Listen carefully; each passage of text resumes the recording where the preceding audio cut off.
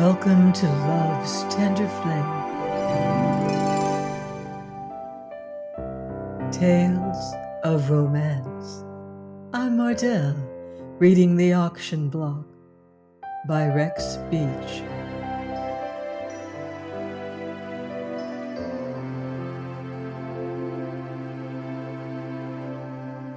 Chapter 27. Adventures of moment had also fallen to the lot of Jimmy Knight on this day. Lacking the hospitality of Tony's back room, Jim had of late taken up loafing quarters in a 7th Avenue saloon frequented by a coterie of parasitic young men who subsisted on the crowds which passed daily in and out of the Pennsylvania station. On the very afternoon of the Melcher raid, Jim was sitting at a table with one of these fellows, lending a willing ear to tales of easy money, when he felt a touch upon his shoulder, and looking up, found a plainclothes man standing over him. The stranger wore no visible badge of authority, but Jim knew him instantly for what he was. In the background, another person with the same identifiable stamp of the bull watched proceedings with an expressionless face. Now Jim had the heart of a rabbit, and being forever busy in framing someone, his first suspicion was that he himself was being framed. This suspicion proved all too correct. Never in his worst dreams had he experienced anything so distressing as what followed his arrest. For it seemed as if these officers cherished a personal grudge against him. They seemed prejudiced for no reason whatever, and they made their aversion patent in several professionally effective ways. Jim found his arms twisted backward and upward until his bones cracked and his joints came loose, with wrists pinioned behind his shoulder blades, and walking on his toes, he was propelled into the street. Since this was his first arrest, he did not know enough to go quietly, and when one of his captors released his grip, he tried to wrench himself loose. Cossacks could not mistreat a prisoner more brutally than these policemen mistreated poor, cringing, spineless Jimmy Knight. He reached the station house more dead than alive, and then when he saw a loaded revolver removed from his own pocket, he utterly collapsed. Weeping like a woman, he was led to a cell and left to meditate upon the inconsistencies and injustices of the Sullivan Law. As the hours crept by, and his efforts to obtain assistance proved unavailing, he began to understand something of young Sullivan's and Armistead's feelings. Then light came to him. He learned of the disaster to the Metropolitan Club, and immediately lost faith in Melcher's ability to help him, with the result that, when he was finally led to Inspector Snell's office for the 3rd degree, he squealed promptly. In his panic to save himself, he volunteered even more of his private history than the inspector desired to hear, and was only too willing to make known all of the facts in the Hammond case, nor did he withhold the truth about the present attempt at blackmailing Bob Wharton and Merkel. The first question along this line served to unlock his lips, and he whiningly laid bare the entire conspiracy. It seemed, however, that his earnest desire to help the law was scarcely appreciated, for even after he had blindly affixed his signature to the documents which Inspector Snell placed before him, he was led back to his cell. Rules were far from strict at Lilas Lynn's hotel. The employees were not overcourteous at any time, and although in theory callers announced themselves by telephone before going upstairs, this was a custom generally honored in the breach. No question, therefore, was raised when a heavily built, capable-looking man with large hands and feet inquired for Miss Lynn's room number and stepped into the elevator without declaring his business. Lilas herself opened the door at his knock, but showed some reluctance at admitting him until he murmured the magic word, headquarters, whereupon she fell back with a look of startled inquiry in her eyes. The stranger did not trouble to remove his hat. After a swift inventory of the room, he announced, "The inspector sent me to see you." "What inspector?" "Snell." "Yes?" Lilas's voice was badly controlled, for there was something disturbing about this man's behavior. "Your orders is to leave town, be out and away at 8 o'clock. That's 4 hours, understand?" "You must be crazy," Lilas cried with a show of spirit. "What have I done? Who do you think I am? Inspector Snell, eh? I don't know him, and he doesn't know me." "I guess he knows you all right. 8 bells, sister. I'll be back then." "But what for? Well, I haven't done anything." Incensed at the fellow's total indifference, she ran on fiercely. "I won't go. I'm no crook. You can't hustle me out like this. I'll fight. I've got friends and I've got money, and I'm going to stay right here. You haven't got anything on me, for I haven't done anything. I'm behaving myself, and I'm clean.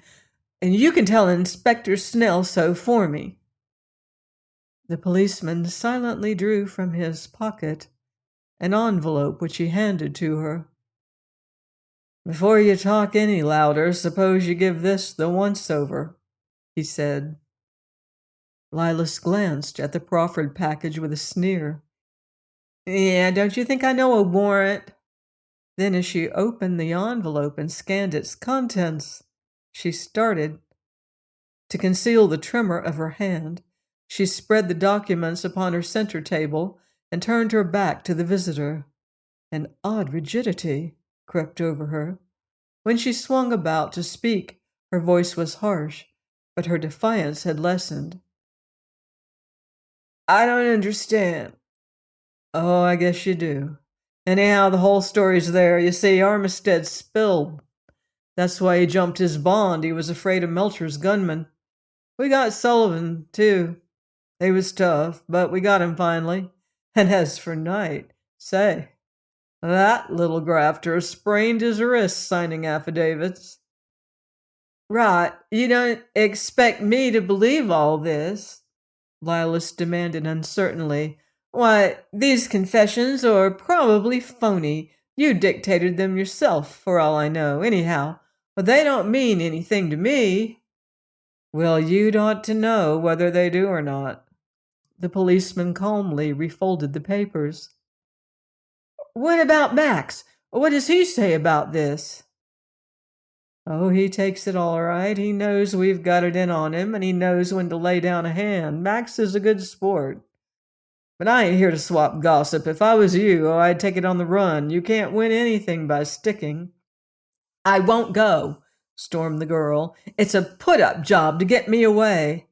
"Have it your own way, but I'll be back at 8 with a regular honest-to-goodness warrant." The officer nodded and walked out heavily. When she was alone again, Lilas felt as if her knees would give way. For the first time she realized that she had no single friend to whom she could turn or in whose assistance she could put faith.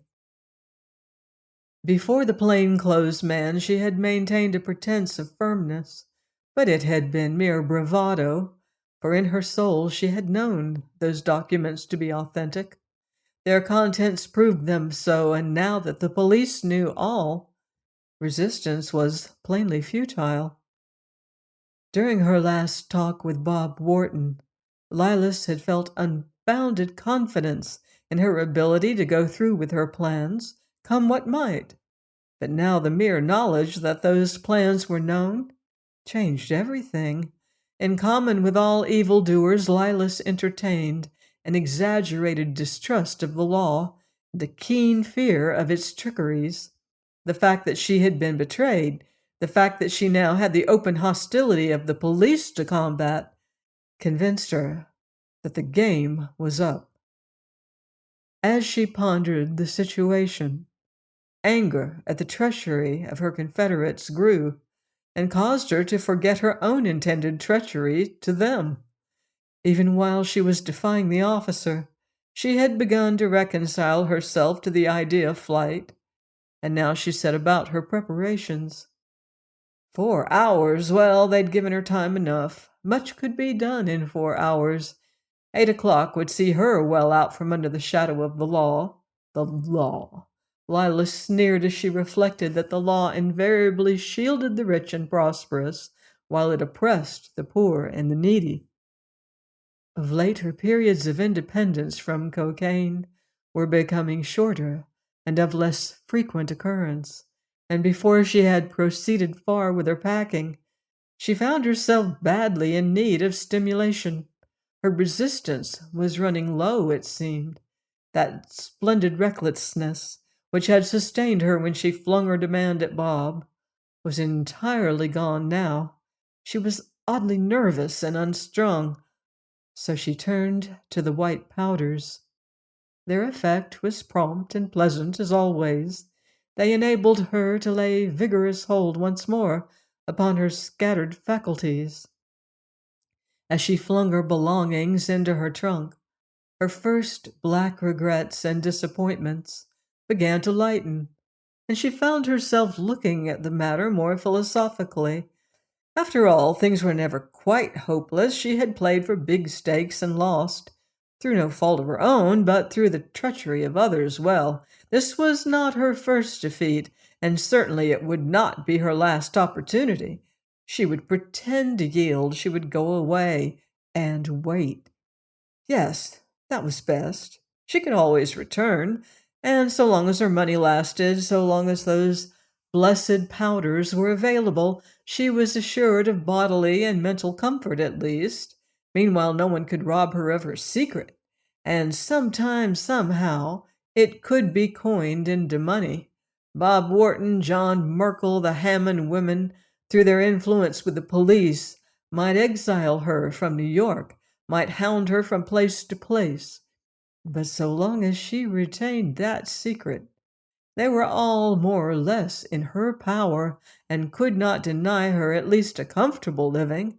She smiled contemptuously as she looked back upon the way she had fooled Bob Wharton and the concern he had shown for Lorelei.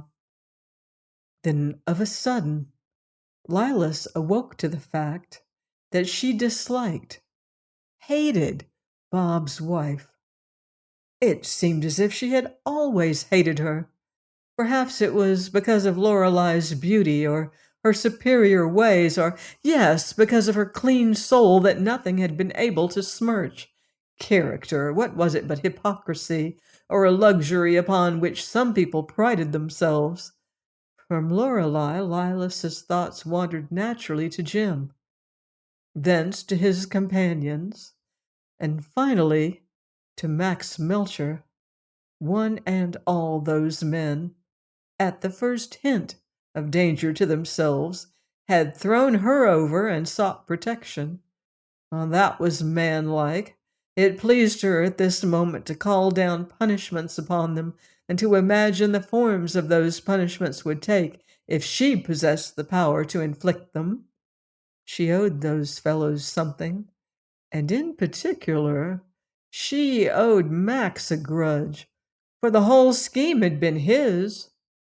The cocaine was working swiftly now. Lilas had reached the stage of exaggerated self-regard. Her enmity toward Melcher grew with a natural rapidity. She had evened more than one score in the past, she mused. Why not even this one? In Jarvis Hammond's case, for instance, she had taken the law into her own hands and had exacted payment for a wrong that most people would have considered dead to vengeance. Truly, that had been a revenge. For a long time the memory of that night's events had been almost intolerable. The picture of that dim-lit library, of the staring, stricken face of her victim, had more than once filled Lilas with such horror that she had taken refuge in double doses of cocaine. But now, strangely enough, she felt no repugnance whatever in looking back upon it. On the contrary, she was thrilled by the remembrance and exulted in her act without restraint. She fancied at this moment that she could feel the cold contact of the revolver against her palm, the leap of the exploding weapon, the fierce triumph that had flamed through her when Hammond had halted in his tracks, then withered and crumpled as his wound took effect. That had been an instant worth all the pain and risk it cost. She lived again through the white heat of it, but it left her unsatisfied. There were others who had wronged her, and who deserved the same fate as Hammond. Max Melcher, for instance. Max had been her evil counselor in all things. He had always used her as a tool, and now, like a tool which he no longer had use for, he cast her aside. Lilas found herself pacing the floor in a peculiar emotional frenzy. Outwardly, she was cool. Inwardly, she was a prey to the wildest and wickedest passions. It is by the use of cocaine that most of the hired assassins of the East Side prepare themselves to kill. Taken in sufficient quantities, the drug tends to produce a homicidal mania in the consumer, at the same time leaving him in supersensitive control of his faculties. Mind and body are unnaturally stimulated by it. Whiskey numbs a man's mind and makes his hands unsteady. Cocaine not only crazes him, but lends him accuracy in shooting. Moreover, it deadens his sensibility, so that he goes on fighting even though riddled with wounds. Thus, the use of this drug explains why the modern gunman is so deadly in his work, and at the same time so difficult of capture. Just how or when Lilas arrived at the determination to kill Max Melcher, she did not know. The idea was there, full grown and firmly fixed in her mind. When she discovered it, she began at once to shape its execution. First, she called Tony the barber by phone, for now that the Metropolitan Club was closed, she knew of no other way of discovering her victim's whereabouts.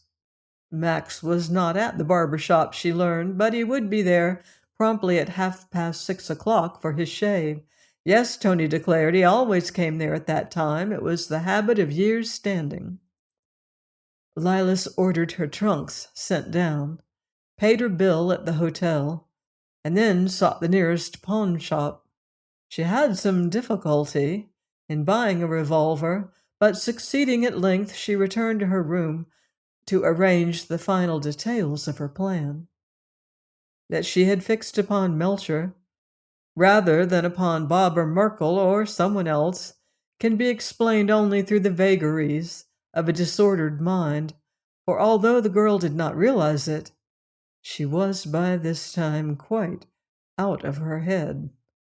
A desire as keen and as compelling as hunger clamored for Max's death, and it did not occur to her to resist it. Yet Lilas had no intention of sacrificing herself.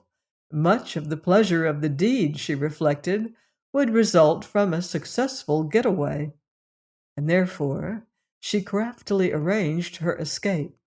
She would drive to Tony's, so ran her plan, tell her taxicab driver to wait, then entered the place quietly and swiftly.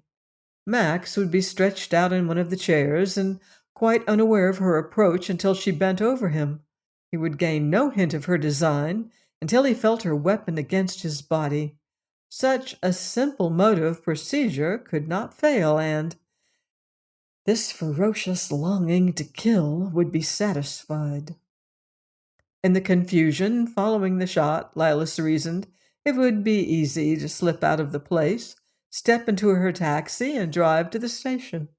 Once she was lost in that crowded place, Who could apprehend her? In half an hour she would be out of the state. There still remained some time to wait, and to guard herself against a diminution of the drug's effect, she took another liberal dose.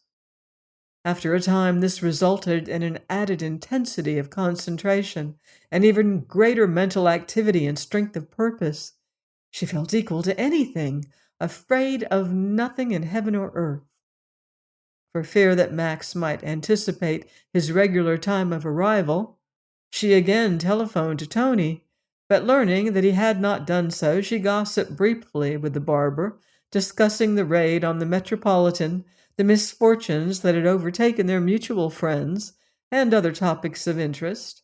She realized from Tony's laughter that she was talking with unusual wit and brilliance.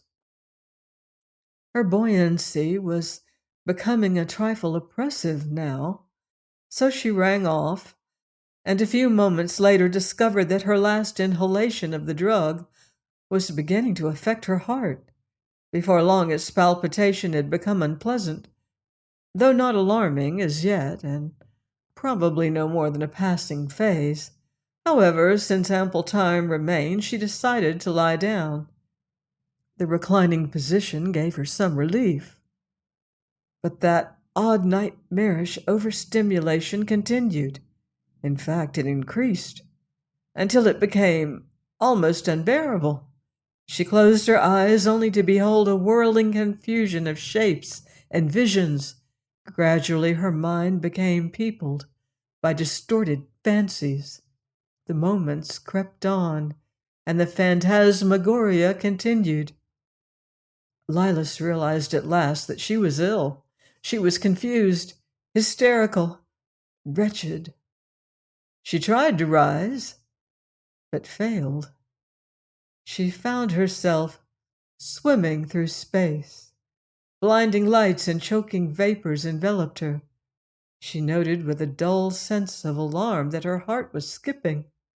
This frightened her into calling for help, but her voice sounded weak and unreal. Everything was unreal. Objects in the room were distorted and queer. What was it that so terrified her? Was it death?